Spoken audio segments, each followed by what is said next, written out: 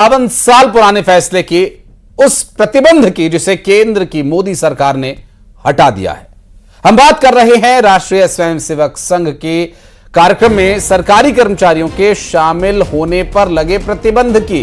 दरअसल राष्ट्रीय स्वयंसेवक संघ यानी आरएसएस को लेकर केंद्र की मोदी सरकार का एक बड़ा फैसला है। डिपार्टमेंट ऑफ पर्सनल और ट्रेनिंग ने एक आदेश जारी करते हुए सरकारी कर्मचारियों के आरएसएस की तमाम गतिविधियों में शामिल होने पर लगा हुआ प्रतिबंध हटा दिया। जानकारी के मुताबिक पूर्व की केंद्र सरकारों ने 1966, 70 और 80 के उन आदेशों में संशोधन किया है। दरअसल जिनमें कुछ अन्य संस्थाओं के साथ साथ आरएसएस की शाखाओं और अन्य गतिविधियों में शामिल होने पर सरकारी कर्मचारियों पर कड़े दंडात्मक प्रावधान लागू किए गए थे। पूर्व की कांग्रेस सरकारों ने समय समय पर सरकारी कर्मचारियों पर आरएसएस के कार्यक्रमों में शामिल होने पर रोक लगा दी थी और आरएसएस की गतिविधियों में शामिल होने पर कर्मचारियों को कड़ी सजा दिए जाने तक का प्रावधान लागू किया गया था, लेकिन अब इसे हटा लिया गया है। दरअसल ये प्रतिबंध हटाए जाने का दावा कांग्रेस नेता जयराम रमेश ने माइक्रो व्लॉगिंग साइट एक्स पर एक पोस्ट के माध्यम से किया। उन्होंने पोस्ट में लिखा कि केंद्र सरकार सरकारी कर्मचारियों के आरएसएस की गतिविधियों में शामिल होने पर लगे बैन को हटा लिया है। उनके मुताबिक 1966 में तत्कालीन कांग्रेस की सरकार ने यह बैन लगाया था और अब 58 साल बाद इसे हटाया गया है। 58 साल बाद केंद्र सरकार ने आदेश जारी कर इसे हटा लिया। इसके साथ ही जयराम रमेश ने लिखा कि नौकरशाही अब निक्कर में भी आ सकती है। अपनी पोस्ट में जयराम रमेश ने कार्मिक लोक शिकायत और पेंशन मंत्रालय को जारी कार्यालय के मेमोरेंडम को शेयर किया। इसमें सरकारी कर्मचारियों को के आरएसएस की गतिविधियों में भाग लेने से संबंधित जानकारी दी गई है और जयराम रमेश ने 1966 के आदेश की एक फोटो को भी शेयर किया है।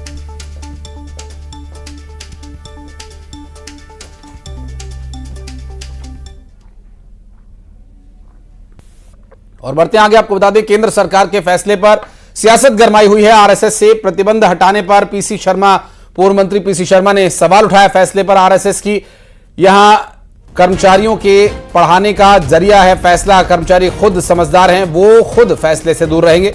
कर्मचारी खुद आरएसएस के कार्यक्रम में शामिल नहीं होंगे। सरकारें आती जाती रहती हैं लेकिन कर्मचारी वही रहते हैं। 1966 में बैन लगा था, पीसी शर्मा ने कहा, और अटल जी सरकार के समय भी बैन था।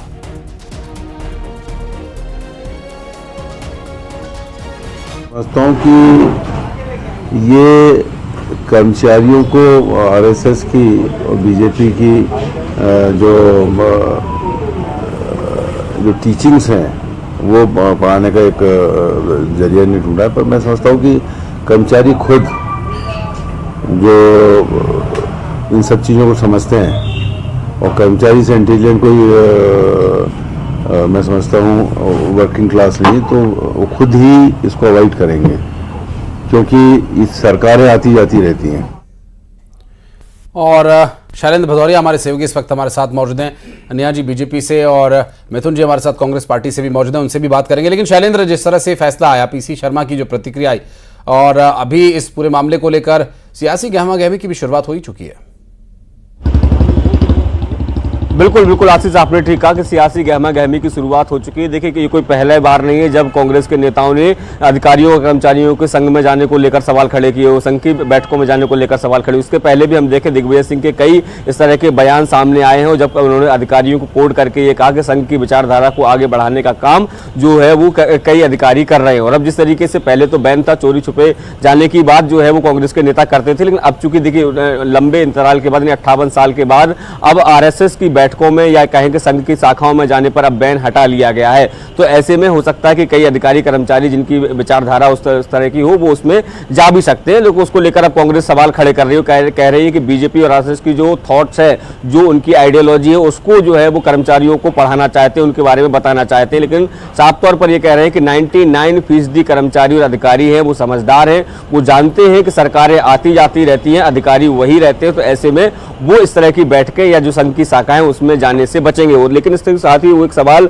जरूर खड़ा कर रहे हैं कि देखिए अटल बिहारी सरकार भी रही है मध्य जो देश में, उस समय भी संघ की बैठकों में जाने पर अधिकारियों कर्मचारियों पर रोक थी, तो आखिर ऐसी क्या आवश्यकता आन पड़ी कि अब जाकर बीजेपी को ये जो आदेश है उसको परिवर्तित करना पड़ा और वापस से संघ की शाखाओं में या उनके कार्यक्रमों में जाने की अनुमति देनी पड़ी। तो सीधे तौर पर जो है वो सवाल जो है वो आइडियोलॉजी को लेकर जरूर कांग्रेस खड़ा कर रही है, लेकिन अधिकारी कर्मचारियों पर भरोसा भी जता रही है कि अधिकारी कर्मचारी जो है वो। मैं शरद लौटूंगा आपके पास। नेहा बग्गा जी और मिथुन जी भी हमारे साथ मौजूद हैं। बहुत बहुत स्वागत है नेहा जी आपका, मिथुन जी आपका भी बहुत बहुत स्वागत है। मिथुन जी, पहला सवाल, पहली प्रतिक्रिया मैं पहले आपसे लेना चाहूंगा, सवाल उसके बाद कि जो ये प्रतिबंध हटाया गया है, क्योंकि सवाल बार बार ये उठ रहे थे कि चोरी छिपे सरकारी कर्मचारी जाते हैं मीटिंग्स में, शाखा में, लेकिन अब उन्हें कोई बाध्यता नहीं रहेगी। लेकिन रिएक्शंस कांग्रेस के इस तरह से आ रहे हैं जैसे कि सरकार ने आदेश जारी किया हो कि पाबंदी लगा दी हो कि जाना ही जाना है सरकारी कर्मचारियों को।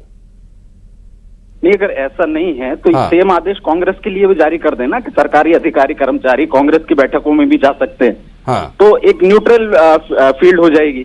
अगर भारतीय जनता पार्टी ऐसा प्रयास कर रही है, क्योंकि आरएसएस ऐसा देखिए कि कोई राजनीतिक संगठन हो ऐसा तो नहीं है, लेकिन उसका एक जो विंग है भारतीय जनता पार्टी, वो जरूर राजनीति करती है। आरएसएस के निर्देश पर भाजपा के नेता चलते हैं। अगर इसमें कोई गफलत हो तो नेहा जी स्पष्ट कर दें। तो भारतीय जनता पार्टी को जो निर्देश देता है और भारतीय जनता पार्टी की सरकार के निर्देश सरकारी कर्मचारी मानते हैं, अगर ऐसी व्यवस्था आएगी तो जो कर्मचारी हैं उनके बायस होने की एक संभावना रहेगी। वैसे भी मध्य प्रदेश में ऐसे कलेक्टर हैं जो कहते हैं कि 25 साल तक भाजपा को जिताओ। तो ऐसे समय में अगर भाजपा को इसमें कोई बुराई नहीं आती, अगर अटल बिहारी वाजपेयी जी को इसमें बुराई नजर आती थी, तो क्या नरेंद्र मोदी और अटल बिहारी वाजपेयी की भाजपा अलग है? और दूसरा, क्या ये सभी राजनीतिक दलों तक एक्सपेंड किया जाएगा?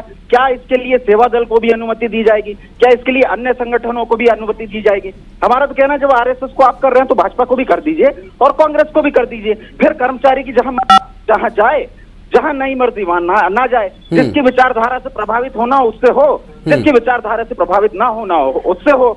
लगता है वोट प्रतिशत कम होने के बाद, लगता है उत्तर प्रदेश जैसी जगहों पर हारने के बाद भारतीय जनता पार्टी को समझ आ चुका है कि आरएसएस के लोग इनका काम नहीं कर रहे, इसलिए अब सरकारी कर्मचारियों को आरएसएस का आदमी बनाया जाएगा। और मध्य प्रदेश में जो आरएसएस के प्रमुख हैं इनके संगठन के, क्या एक सरकारी कर्मचारी को भी यहाँ नियुक्त किया जाएगा? इस बात का जवाब भारतीय जनता पार्टी को देना चाहिए। निश्चित रूप से। अब ये सवाल अगर उठता है तो जवाब भी लेंगे। नेहा जी हमारे साथ मौजूद है। नेहा जी, ये सिर्फ जो प्रतिबंध था कि आप नहीं जा सकते हैं, वो प्रतिबंध हटाया, लेकिन मिथुन जी जिस तरह से बात उठा रहे हैं उनका ये कहना है, उनकी आशय ये समझ में आ रहा है कि बीजेपी ने इसे पाबंद कर दिया कि अब जाना ही पड़ेगा सरकारी कर्मचारियों को। देखिए, मुझे स्वयं हैरानी हो रही है कि मिथुन जी का एग्रेशन क्यों है इस बात को लेके। एक संगठन जो व्यक्ति निर्माण का काम करता है, एक संगठन जो प्राकृतिक आपदा आने पर बिना किसी भेदभाव के सबसे पहले पहुंच जाता है, बिना किसी अपेक्षा के, एक संगठन जो राष्ट्र प्रथम की बात करता है, उसको बैन करने का काम जब 1966 में किया था, आज अगर उसको हटाने की बात की तो यहाँ कोई कंपल्सन तो नहीं है। आप हम सभी स्वतंत्र हैं कि अगर हम किसी विचारधारा से, किसी कार्य प्रणाली से जुड़ना चाहते हैं तो हम जा सकते हैं, अगर नहीं जुड़ना चाहते तो नहीं जा सकते। नहीं जाना चाहिए हम लोगों को। और स्वयं इंदिरा गांधी जी ने फरवरी 1977 में संघ को, राष्ट्रीय स्वयंसेवक संघ को ये ऑफर किया था कि वो बैन जो नवंबर 1966 में लगाया गया है उसको वो हटा देंगी। एक्सचेंज में केवल उनके इलेक्शन का कैंपेन करना पड़ेगा। और इसका बकायदा जो ऑफिस मेमोरेंडम है वो पब्लिक फोरम पे हम सबके पास में उपलब्ध है। यानी कि इंदिरा गांधी जी हो, और आप तो जानते हैं कि जवाहरलाल नेहरू जी ने स्वयं संघ को जो प्रतिनिधि थे उनको आमंत्रित किया था जो फ्लैग होस्टिंग के लिए। तो तमाम सारी ऐसी बीच में हमारे पास घटनाएं उपलब्ध हैं जिसमें खुद कांग्रेस ने सपोर्ट किया है, कांग्रेस ने बढ़ चढ़कर हाथ आगे बढ़ाया है।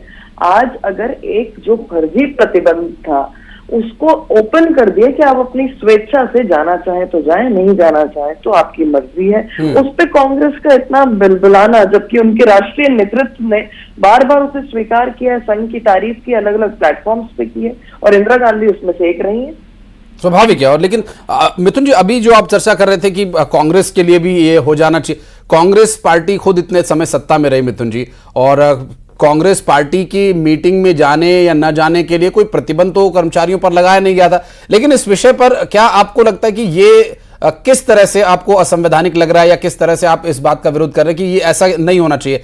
इसकी कोई पुरजोर दो बातें बताइए कि इन दो बातों का विरोध हम कर रहे हैं।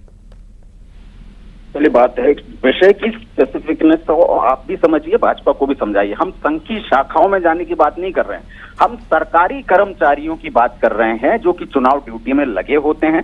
अगर ये संघ की शाखाओं में जाएंगे और एक तरीके की विचारधारा से इनको ब्रेन वॉश किया जाएगा, तो दूसरे को भी मौका दीजिए कि हम भी तथ्य रख करके संघ की सच्चाई को बता सकें। अभी बैन ये है कि कांग्रेस की मीटिंग्स में तो सरकारी कर्मचारी नहीं आ सकते, लेकिन संघ की शाखाओं में यदि आप जाएंगे तो ये लेवल प्लेइंग फील्ड कैसे हुई, पहली बात। दूसरी बात यह कि अभी नेहा जी जो कह रही थी कांग्रेस बिलबिला रही है, क्या अटल बिहारी वाजपेयी बिलबिला रहे थे जब उन्होंने इस बैन को लिफ्ट नहीं किया था? क्या उनमें इतनी समझ नहीं थी जो नरेंद्र मोदी जी के पास दिव्य समझ है? तो मिथुन जी, उस समय की सरकार गठबंधन की सरकार थी, 28-29 दलों के गठबंधन में सबको मनाना और फिर बैन हटाना स्वाभाविक है कि उस समय की परिस्थितियां क्या थी। हालांकि इस बारे में भी हम बातचीत करेंगे आगे, चूंकि समय भी थोड़ा सा बाध्यता है समय की, इसलिए मैं ज्यादा चर्चा को आगे नहीं बढ़ा सकता। बहुत बहुत शुक्रिया आप दोनों का इस पर बातचीत करने के लिए, समय निकालने के लिए।